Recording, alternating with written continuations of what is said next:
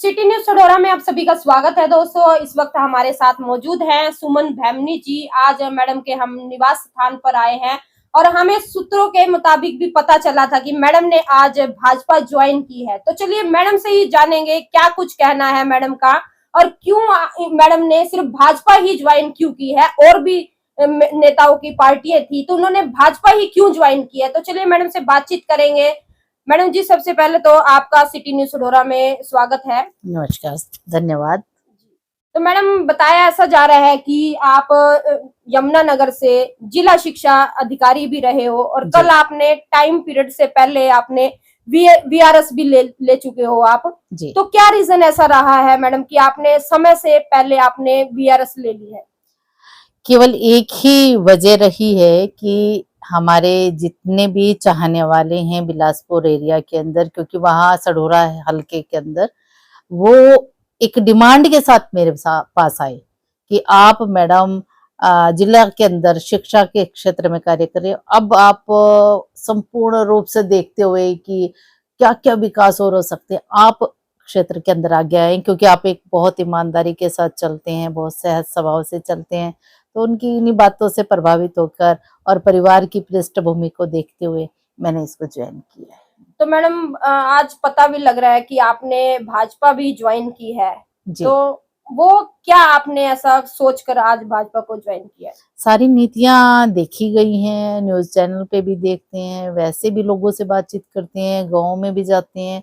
जितनी भी हमारी पृष्ठभूमि है उसके अंदर जब हम झांक कर देखते हैं तो नजर आता है कि काफी फर्क है बीजेपी सरकार के अंदर कार्यशैली के अंदर, और उसके अंदर बिल्कुल ईमानदारी है, बिल्कुल स्पष्टता के साथ कार्य किया जाता है। और वहाँ सबसे बढ़िया पार्टी मेरे को ये लगी, इसलिए मैंने इस पार्टी को ज्वाइन किया। तो मैडम, सुनने को भी आ रहा है कि अब जैसे विधानसभा के चुनाव है, सभी को पता है कि 1 अक्टूबर को चुनाव की डेट भी डिक्लेयर हो चुकी है जी। तो आपको भी सुनने में आ रहा है कि आप कहीं ना कहीं प्रत्याशी के रूप में आप चुनाव सढौरा विधानसभा से लड़ने की इच्छा रख रहे हो। तो आपने सढौरा विधानसभा ही ऐसा क्यों चुना है? चुनाव लड़ने की इच्छा का जहां तक संबंध है वो बिल्कुल अलग बात है। जैसे हाईकमान को मंजूर होगा उसके अकॉर्डिंग सब कुछ तय होगा, लेकिन मेरा तो एक कार्यकर्ता के रूप में कार्य करने का विचार है कि मैं ऐसा कार्य करूं सढौरा क्षेत्र के लिए जो बिल्कुल हटके हो, बहुत बढ़िया हो, जितनी भी समस्याएं हैं वो समस्याएं दूर हों, इस प्रकार की भावना के साथ, केवल सेवा की भावना के साथ कि समाज के साथ कैसे जुड़ा जाए, कैसे उनसे बातचीत की जाए, इसी मकसद से मैं यहाँ पहुंची हूँ। तो मैडम, जैसे कि सढौरा में विधानसभा में आप ऐसी क्या समस्याएं आपको लगती हैं कि जिनको उजागर करके उनको समस्या का समाधान किया जाए? हाँ, बहुत सारी समस्याएं, तो जैसे मैं एजुकेशन अधिकारी कल तक रही हूँ तो शिक्षा से ज्यादा वास्ता रहा है मेरा। और उसमें ये मैं देखती रही कि जैसे बिलासपुर के अंदर बहुत बढ़िया स्कूल बना, मॉडल संस्कृति, उसके अंदर 18 साल काम किया और लगा कि जहाँ टीचर्स की कमी है, सढौरा के अंदर यदि बात की जाती है तो मेरे पास बहुत कंप्लेंट आती थी कि टीचर्स नहीं है।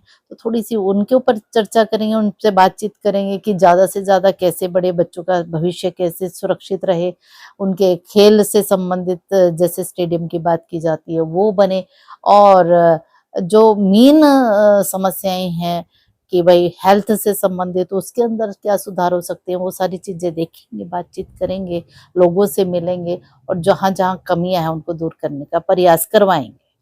तो अभी जैसे फील्ड में भी आप गए होंगे, जनता के बीच में गए होंगे, बैकग्राउंड में गए होंगे आप, तो आपको जनता का कैसा समर्थन आपको मिल रहा है? अगर आपने कहीं ना कहीं लोगों से, आपने अभी बताया है कि लोग मेरे पास आए हैं कि आप राजनीतिक में आओ जी। तो उन्होंने भी आपको गाइड किया है, तो आपको कैसा लगता है जनता का एक स्वभाव बोल देते हैं, तो वो क्या आपको ऐसा लगता है जनता आपको समर्थन करेगी? हाँ, पूरा समर्थन मेरे को मिलने की संभावना है, क्योंकि कोई गलत कार्य, कोई ऐसा कार्य मेरे द्वारा कभी नहीं किया गया। बहुत प्रेम और प्यार से 6000 तो हमारे टीचर्स ही हैं जिनके साथ मेरा संबंध है। और यदि बात की जाए 3-4 हजार बच्चे हर साल निकलना हमारे एजुकेशन डिपार्टमेंट से +1 2 करके निकलना, तो वो सारे बच्चों का समर्थन मेरे साथ है। जब एक बच्चा निकलता है एक परिवार से तो उसके साथ 4-5 फैमिली मेंबर भी जुड़ जाते हैं। तो पूरा परिवार मेरे साथ जुड़ा हुआ है, पूरा समाज मेरे साथ जुड़ा हुआ है। और शिक्षा का गुरु का क्षेत्र तो सबसे माना ही जाता है कि अच्छा है ये क्षेत्र। तो इसलिए मुझे लगता है कि सबका साथ मेरे साथ है।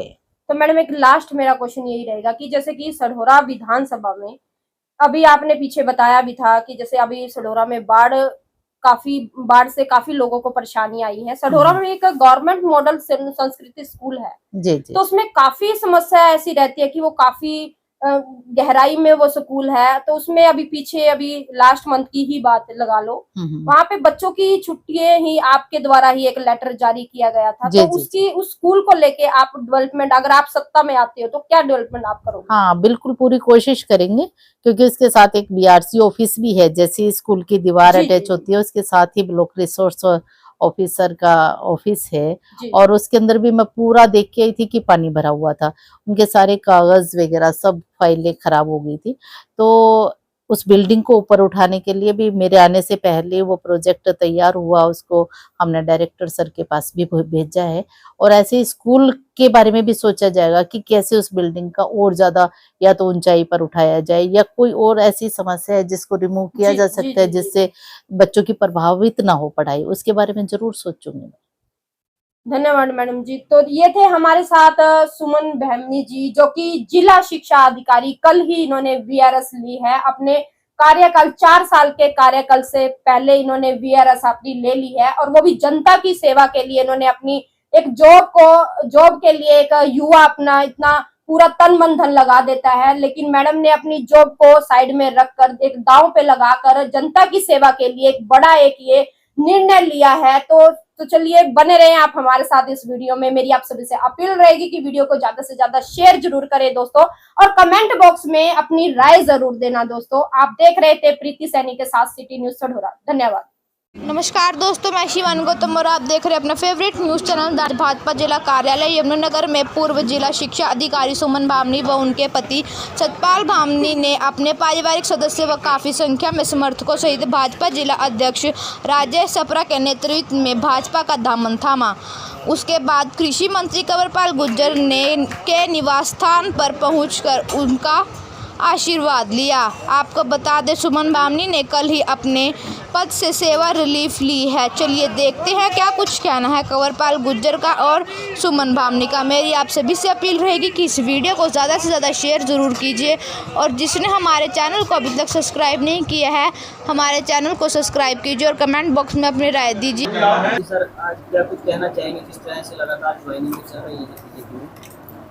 देखिए, श्रीमती सुमन बहमनी जी जो हमारी जिला शिक्षा अधिकारी थी पहले, अभी उन्होंने 2 दिन पहले वीआरएस ली और आज उन्होंने भारतीय जनता पार्टी ज्वाइन की।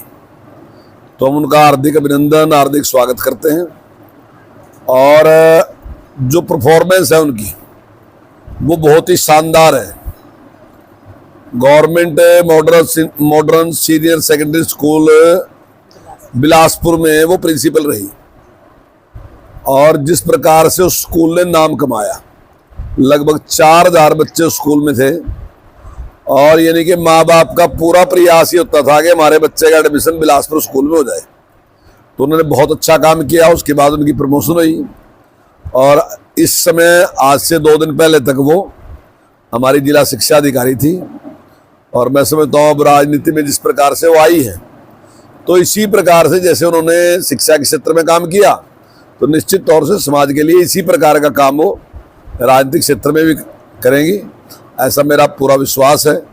और मेरी उनको बहुत बहुत शुभकामनाएं हैं। सर, जिस तरह से पिछले 10 साल से बीजेपी हरियाणा में सत्ता में है, और अक्सर बातें की जाती हैं कि जनता उब जाती है, तो क्या लगता है इस बार भी बीजेपी सत्ता कायम कर पाएगी? देखिए, उबने वाला जमाना पहले था, जब लोग मिलते नहीं थे, लोगों के काम नहीं करते थे, तब होते थे। लेकिन हमारी सरकार को 10 साल है। मैं जनता से एक ही अपील करूंगा कि ये उबने वाला, दूसरा, इस पे पुनर्विचार, एक बार विचार करें इस पे कि ये विषय क्या था। विषय कांग्रेस का था, क्योंकि उनके लोग मिलते नहीं थे, काम नहीं करते थे। लेकिन पिछले 10 साल में जिस प्रकार से भारतीय जनता पार्टी के जो विधायक हैं, जो कार्यकर्ता हैं, वो जनता के बीच में हैं, और जो विकास के काम इस सरकार ने किए, तो पिछली सरकार के साथ उसकी तुलना जरूर करें कि विकास कितना आया, और निष्पक्षता की भी तुलना करें कि उस सरकार में कैसी निष्पक्षता थी, इस सरकार में कैसी निष्पक्षता है। तो वो हर चीज की तुलना करके, डेवलपमेंट की तुलना करके, किसान की जो किसान के लिए क्या उसकी तुलना करके, जो मजदूर के लिए किया वो उसकी तुलना करके, गरीब के लिए जो किया उसकी तुलना करके, शहर के लिए, गांव के लिए, जो सबके लिए काम किए, जो विकास के काम किए, उनकी तुलना जरूर करनी चाहिए, और तुलना करने के बाद ही जो है मतदान करना चाहिए। तो मैं समझता हूं कि अगर ये तुलना करेंगे तो सीटें जो है वो पहले से ज्यादा बढ़ के आएंगी, और ज्यादा बड़ा आशीर्वाद जनता जो है भारतीय जनता पार्टी को देगी। जिस तरह से पंजाब में कांग्रेस ने चन्नी को कुछ दिन पहले मुख्यमंत्री बनाया था, लेकिन कांग्रेस पार्टी ने सत्ता स्थापित नहीं कर पाई, उसी तरह से अब कहा जाता है कि नायब सैनी को भी इसी तरह से मुख्यमंत्री बनाया गया है। तो आपको क्या लगता है, क्या? नहीं, बिल्कुल भी उसके साथ तुलना नहीं कर सकते। जो नायब सैनी जी ने काम किए वो सबके सामने है, और जिस प्रकार से वो दिन रात मेहनत उन्होंने की है वो सबके सामने है। और उससे पूर्व मुख्यमंत्री हमारे मनोहर लाल जी ने जिस प्रकार से सुधार किए, मतलब जिन सुधारों की कल्पना नहीं करते थे हमारे जैसे लोग जो पार्टी में है, हमें भी लगता था कि इन कामों में सफल होंगे भी कि नहीं होंगे। यानी कि हरियाणा एक, हरियाणवी एक, और नौकरियों जो मेरिट की बात, हम भी सोच रहे थे कि ये किस प्रकार से होंगे सारे काम, लेकिन जिस ईमानदारी के साथ सरकार ने काम किया, आज हर आदमी इस बात पे विश्वास करता है कि उसका बच्चा अगर उसमें काबिलियत है तो कोई भी व्यक्ति उसको रोक नहीं सकता, उसको निश्चित तौर से जॉब मिलेगी, और वो जॉब उसको मिल भी रही है। डेवलपमेंट के मामले में भी हर आदमी को विश्वास है कि अगर उसकी जरूरत है तो निश्चित तौर से सरकार उस काम को करके देगी। तो मैं समझता हूँ की तरफ से हिसाब मांगने का एक यात्रा थी, हम तो दौड़े फिर रहे, हिसाब देने ने अभी दिया आपने स्ट्रोली में, अभी हमारी जनसभा हुई, और जब मैंने 72 काम गिनवाए वहां हल्के के, और मैंने कहा कि 7 कांग्रेस गिनवा दो, 72 हमने गिनवाए, 7 कांग्रेस गिनवाओगे, उसने क्या बड़े किए 7 काम, तो उनके पास 7 नहीं है। अभी 2 बार यहाँ पर दीपेंद्र जी आए हैं, और दीपेंद्र जी से किसी पत्रकार ने, आप में से किसी साथी ने पूछा कि जी कंवरपाल ये कह रहा कि 5 काम गिनवाओ, तो थर्मल प्लांट के अलावा कुछ नहीं गिनवा सके, केवल एक थर्मल प्लांट का नाम लिया उन्होंने। हमने कितने नाम ले दिए, अब भी अगर कहोगे तो मैं अभी 20-25 एक दफा ले दूंगा नाम। तो इतने काम हमारी सरकार ने किए, उनके पास कोई जनता का ये भी कहना है कि 10 साल जैसे यहाँ पे आप पहले से अध्यक्ष भी रहे हैं, फिर मंत्री रहे हैं, कि 10 साल के अंदर कोई भी ऐसी चीज नहीं बनी, जैसे यूनिवर्सिटी होगी या एयरपोर्ट होगा, कोई हमारी जगाधरी विधानसभा। ये अच्छी बात है कि अगर लोग इतना बड़ा सोच रहे हैं कि यूनिवर्सिटी एयरपोर्ट की डिमांड लग रही करने, तो इसका मतलब हमें ज्यादा अवसर मिले ना जी।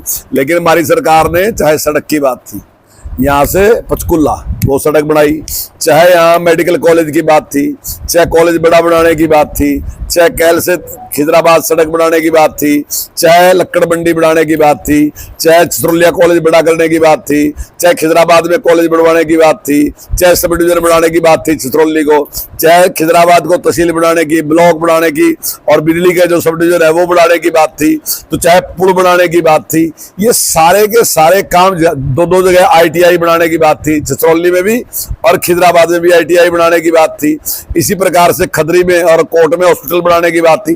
तो ये सारे के सारे काम जो हमने किए, अभी मैं आपसे 1 मिनट में बता रहा, सारा का सारा हो, और अगर आप टाइम दोगे तो मैं और आपको सैकड़ों काम गिनवा दूंगा जो करे। और हमने छोटे काम नहीं गिनवाए, हमने बड़े बड़े, हमने कोई फिरडी की बात नहीं की, गली की बात नहीं की, नाली की बात नहीं की, हमने पुलिया की बात नहीं की, हमने उनकी बात नहीं की है, हमने स्कूल में जो नई डेवलपमेंट की उसकी बात नहीं की, हमने जो स्कूल अपग्रेड किए वो भी इतने ज्यादा हैं कि उनके टाइम में ये स्कूल भी अपग्रेड नहीं।